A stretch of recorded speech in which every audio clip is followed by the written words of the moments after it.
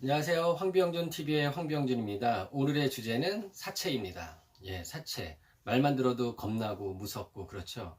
일반 사람들은 사채라는 돈을 쓸 수도 없어요. 왜냐면 너무나 무섭고 용기도 안 나고 그리고 그러한 상황에 처해지지가 않기 때문에 저희가 1금융권은 은행권을 얘기를 하죠. 은행권. 그러니까 제2금융권은 사나모니, 러시앤캐시, 무슨 저축은행, 토마토 저축은행 이런 데를 제2금융권이라 그래요. 여러분들이 신용카드를 발급을 받을 때 제2금융권에 빚이 있다. 햇살론이라든가 무슨 론 이런 데 대출이 있다. 그러면 신용카드는 안 나와요. 1등급이라 할지라도 안 나와요. 왜? 1금융권 이후서부터는 이자료가 높기 때문에 갚을 수 없다는 판단하에 신용카드를 내주지 않는 거예요. 우리나라 인구가 5천만 명인데 5천만 명 중에 경제활동 인구가 2,700만 정도 됩니다. 거기에 직장인들하고 자영업자들 있겠죠. 그리고 나이 어린 사람들 이런 90세까지도 신용카드는 나올 수 있는데 신용카드를 발급을 받을 수 있는 분들이 1000만 명에서 1500 그 수준밖에 안 됩니다.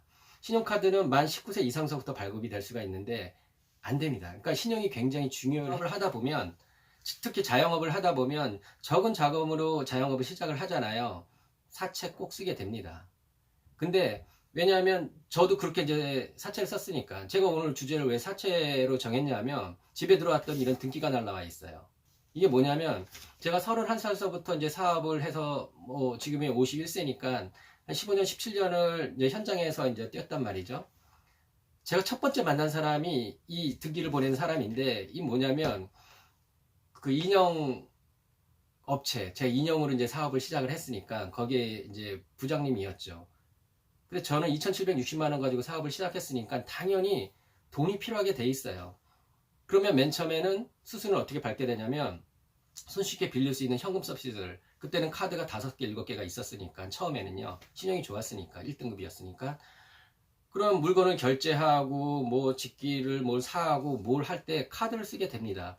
카드를 이제 점점 7개를 다 돌려쓰게 되죠. 최소한도까지 돌려쓰게 되죠. 그러다 보면 쓴 거는 많은데 들어온 수입이 적으면 카드는 빵꾸가 나게 돼 있습니다. 그러면 그때까지만 해도 한 20년 전까지만 해도 돌려막기가 가능했었어요. 롯데카드 쓰다가 한두 참에 이쪽에서 현금성 있어서 메꾸고 그거 메꾸고 이렇게 돌려쓰기가. 근데 몇 년 전서부터 이제 돌려쓰기를 못하게 전산이 완전히 통합이 돼서 이 카드 빵꾸 나면 이 카드가 연체가 됐다. 그럼 다른 카드도 하루나 이틀 사이 못 쓰게 돼요. 근데 제가 처음에 20년 전에는 그게 가능했었던 거죠. 그래서 카드를 돌립니다. 돌리면 신용 청출이라 그러죠. 한도가 500인 거에서 300짜리 쓰고 모두 쓰고 이렇게 하다 보면 어느 순간에 1000만 원 단위가 넘게 돼 있어요. 자, 그렇게 딱 되다 보면 카드사에서 전화가 옵니다.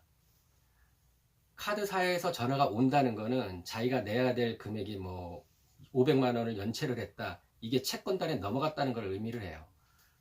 그러니까 그때 시스템은 이래요. 지금 시스템이 많이 바뀌었을지 어쩔지 모르겠지만 담당 대출계 직원이라든가 그런서 은행에 이제 카드사에 있는 사람들이 전화를 합니다. 언제 갚으실 거예요?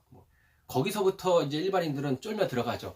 그거 안 갚으면 월급이 차갑되나요? 뭐가 집이 날라오나요? 집에 누가 찾아오나요? 딱 그러는데 그때 당시에는 맨 처음엔 노란색 경보죠.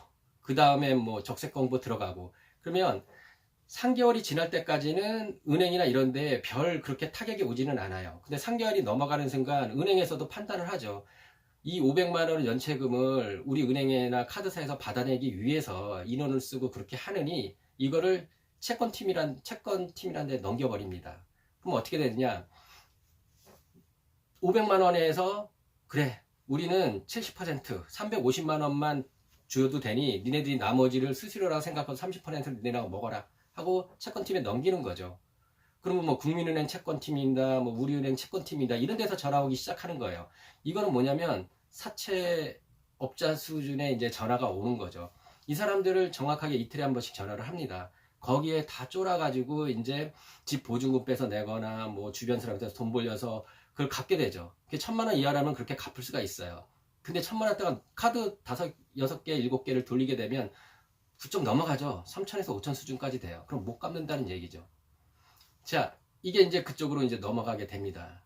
그러면 이 사람들은 맨 처음에 그 사람들은 진짜 그 막장까지 난 나가는 말을 쓰지는 않아요. 그러니까 네, 거기 누구누구시 되시죠? 네, 그런데요. 아, 저희 여기 국민은행 채권단인데요. 요번에 이 돈이 어떻게 하실 겁니까? 이렇게 이제 신사적으로 나와요.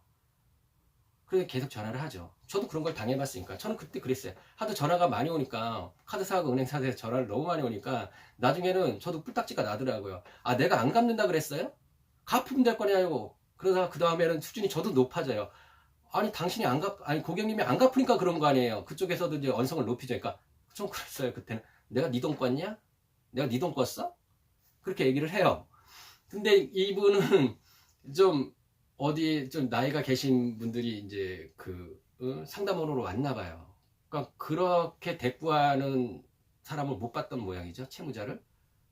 파면한테 다른 사람들이 연락이 오더라고요. 자, 거기까지는 이제 괜찮습니다. 제2금융권, 뭐 러시안 캐시, 사나머니 뭐 이게 근데 러시안 캐시나 사나머니나 제가 알기로는 일본 자금이라고 딱 그러는데 그게 뭐냐면 제가 많이 써봐서 아는데 돈을 최대 뭐 몇천까지 된다 그러는데 보통 500 수준이에요. 500에 한 달에 그럼 이자료가 15만에서 17만 원 정도 딱 됩니다. 1000만 원을 껐다면 얼마죠? 30만 원이라는 거죠. 그럼 3부란 얘기예요. 모든 사채는 3부서부터 시작을 합니다.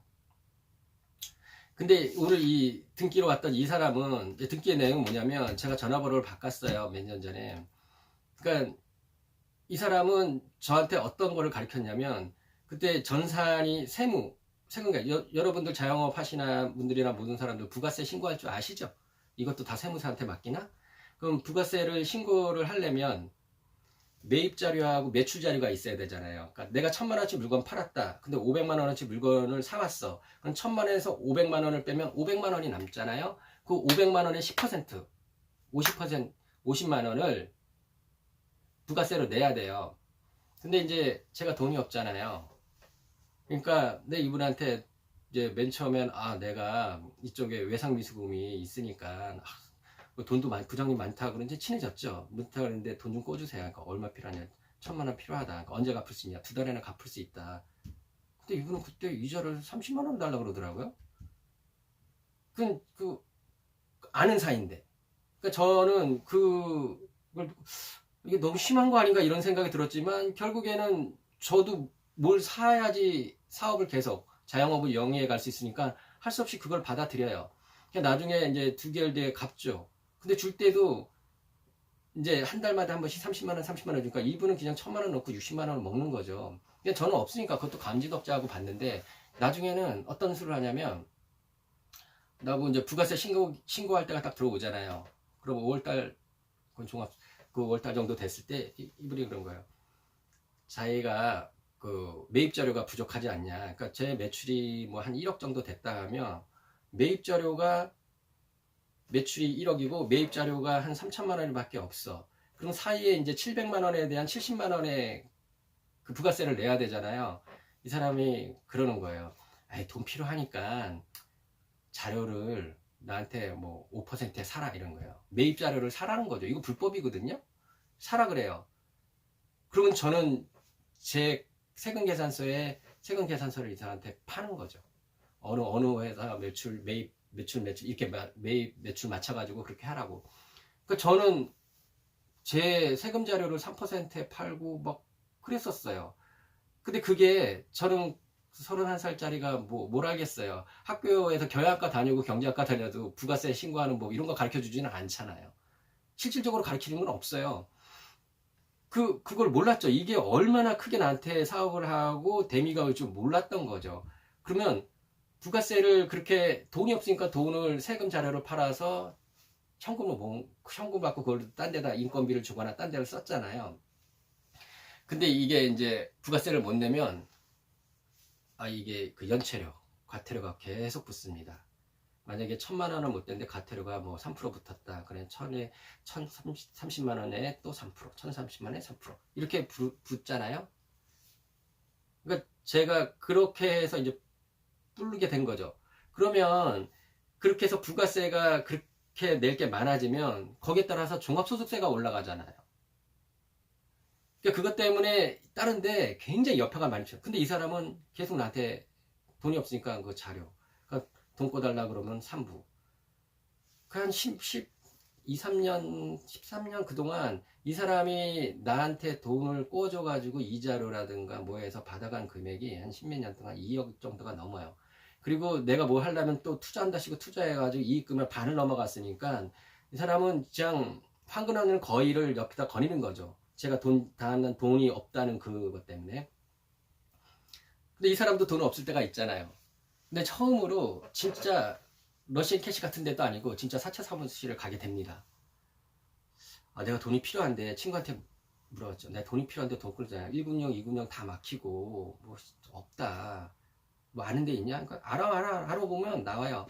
그래서 이제 어떤 사무실을 이제 소개를 받고 가게 됐어요. 딱 가니까 보통 그런 사무실은 3층이나 4층에 있더라고요. 사무실비가 많이 나오니까 좀 고층에 있나 봐요.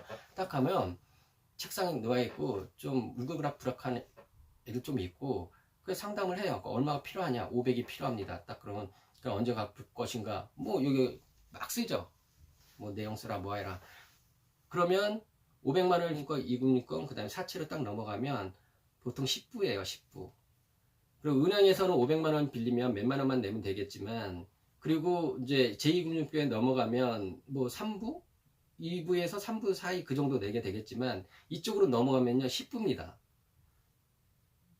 1000만 원을 꾸을 때 100만 원의 이자를 매달 내야 되는 거예요. 그럼 돈 줄 때 어떻게 주는지 아세요? 제 1000만 원이 필요합니다. 딱 그러면 금고에서 돈을 딱 꺼내요.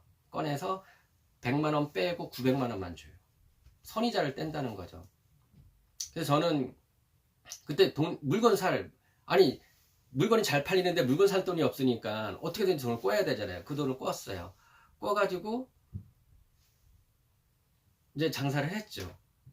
근데 제가 뭐 비가 오거나 눈이 오거나 뭐 바람이 불거나 태풍이 오거나 이 홍수가 나거나 이런 걸 예측할 수가 없잖아요. 자연재해를. 내 생각대로면은 그거 2달이면 갚을 돈인데 그게 늘어진 거예요.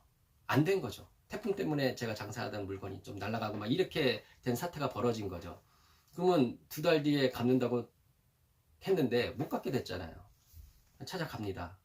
근데 보통 사람들은 도망가요. 전화 안 받고. 그러다가 큰일이 나는 거예요. 그래서 저는 찾아갔어요. 이자 날에.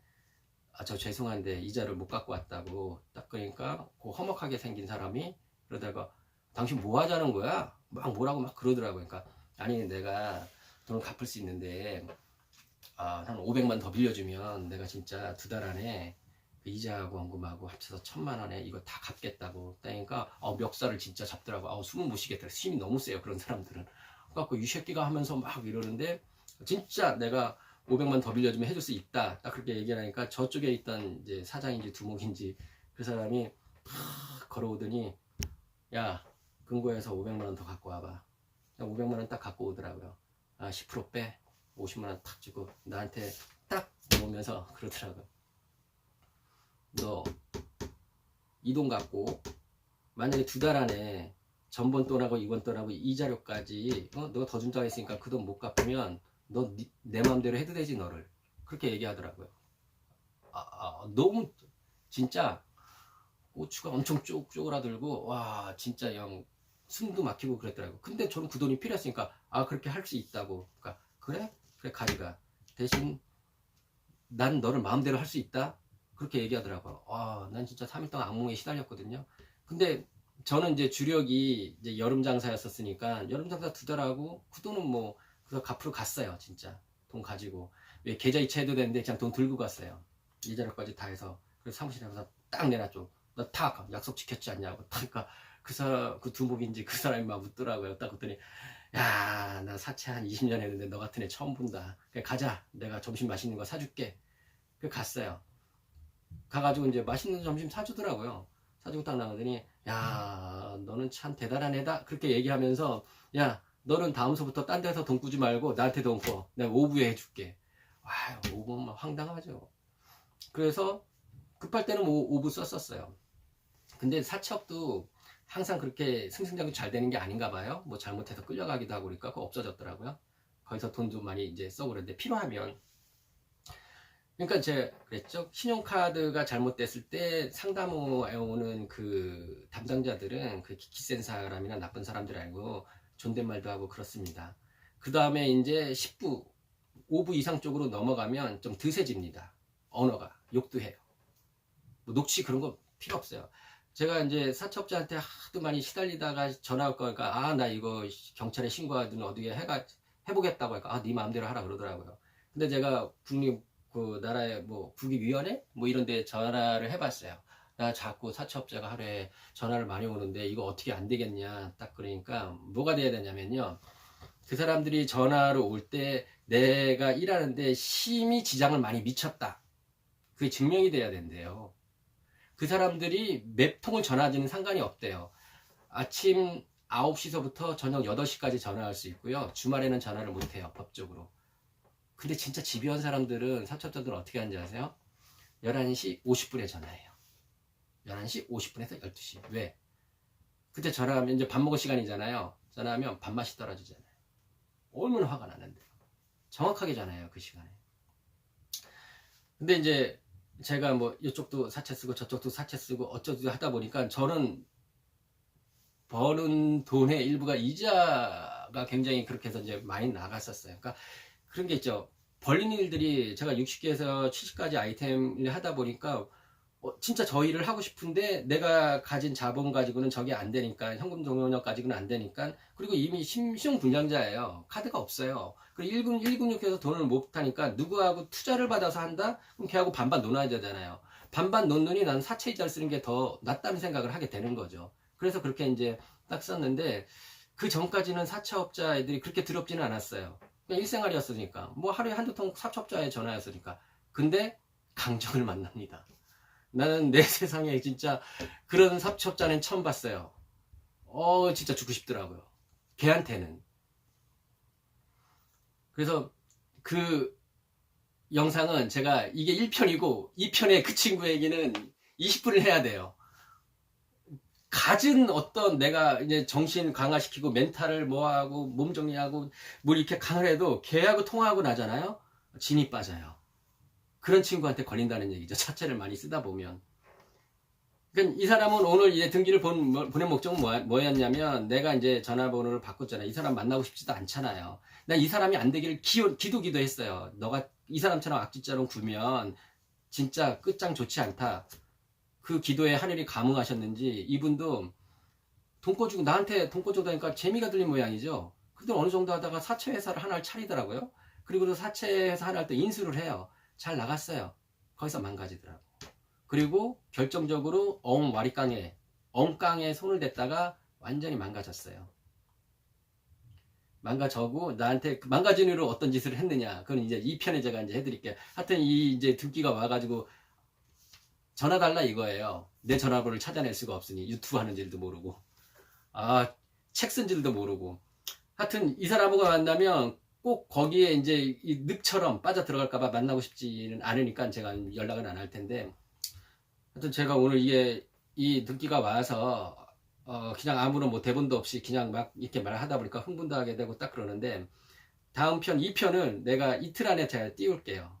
사채가 얼마나 무섭고 사람을 멘붕을 시키게 만드는지. 그래서 자영업자 여러분들이 진짜 1금융형, 2금융까지는 괜찮은데 상금융, 완전 사채, 5부 이상 10부까지 내야 되는, 20부까지 써야 되는, 그렇게 당도가 딱 됐다. 그러면 사업 접어야 돼요. 그냥 보증금 빼서 있는 돈으로 갚을 거 다 갚고 그냥 파산 선고를 하든 신용위원회에 그렇게 해야지, 안 그러면 자기 주변에 있는 사람들 다 망가뜨리게 됩니다. 자, 다음 2편을 기약을 하면서 다음에는 이제 흥분하지 않고 얘기를 할게요. 좀 공부 좀 한 다음에 다음 시간에 뵙도록 하겠습니다.